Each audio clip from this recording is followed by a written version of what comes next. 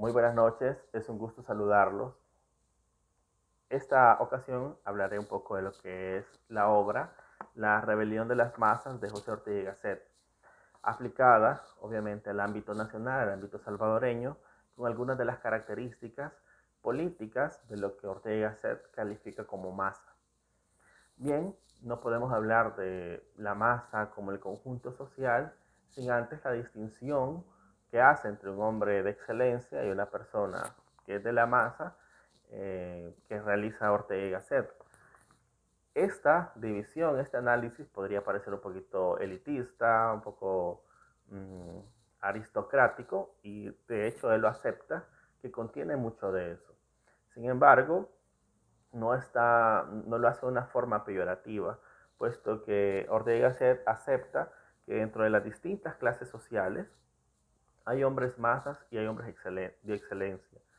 Y en cuanto a la masa y a las minorías excelentes, que hace una clasificación bastante psicologista entre las minorías excelentes y las masas, el vulgo, por así decirlo, él no lo toma como una categoría, como clase social. No hace la diferenciación entre clase social y esta clasificación. Así que no estaríamos hablando en este video, en esta explicación, en este comentario de masa, refiriéndonos a, una clase social obrera o proletaria y a una clase social de hombres de excelencia, como a una burguesía o a una oligarquía, etcétera. No, no tiene que ver con eso.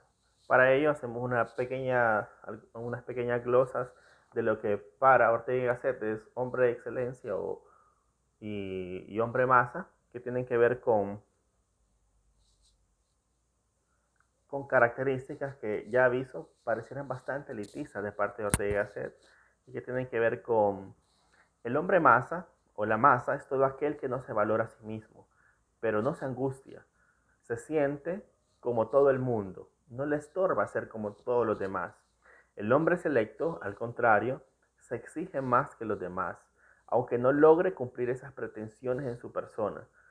El cumplimiento de la pretensión, de la transformación, de la depuración de su personalidad es un fin en sí mismo y es lo que como un motor para el hombre selecto, independientemente lo llegue a cumplir o no.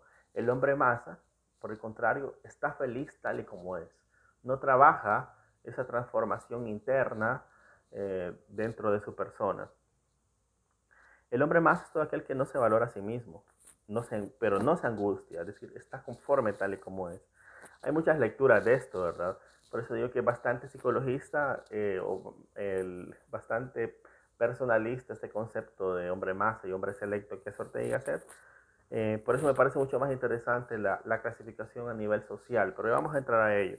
Solo daremos un poquito más de pistas de qué habla Ortega y Gasset y por qué la diferencia de sus conceptos con los de clase, por ejemplo en Marx. Las sociedades en masa y minorías excelentes no son clases sociales, sino que son clases de hombres y no pueden ser sinónimo de clases superiores e inferiores. Bueno, acá lo aclara Ortega y Gasset, dice que las sociedades en masa y las minorías excelentes no son clases sociales, sino que son clases de hombres. No toma como criterio para clasificar a los hombres, eh, a las sociedades en masas y a las minorías excelentes el aspecto determinante de la propiedad de los medios de producción o el trabajo o las relaciones económicas que se dan dentro del trabajo para hacer esta clasificación, sino que por eso digo que es un poco más psicológica la división que hace entre hombres selectos, que él da cierta distinción, y los hombres masa, que para él son personas que no suelen pensar tanto en las condiciones, simplemente son, ¿verdad? No, no se van y no reflexionan respecto a su propia vida, por así decirlo. Dentro de cada clase social, incluso aclara, hay masa y hay minoría auténtica. Es decir, tanto dentro del proletariado, que acepta que hay proletariados, acepta que hay ciertas burguesías, aristocracias, Ortega y Gasset dice que incluso dentro de las clases sociales, dentro de esas clases sociales hay minorías selectas y hay masas. Entonces, por eso hay la diferenciación en lo que va a ser toda su exposición en Ortega y Gasset de lo que serán las masas y los grupos selectos. Bien, eso es una pequeña introducción a la rebelión de las masas. En el siguiente comentario se analizará las características políticas que Ortega y Gasset identifica y le atribuye a la masa.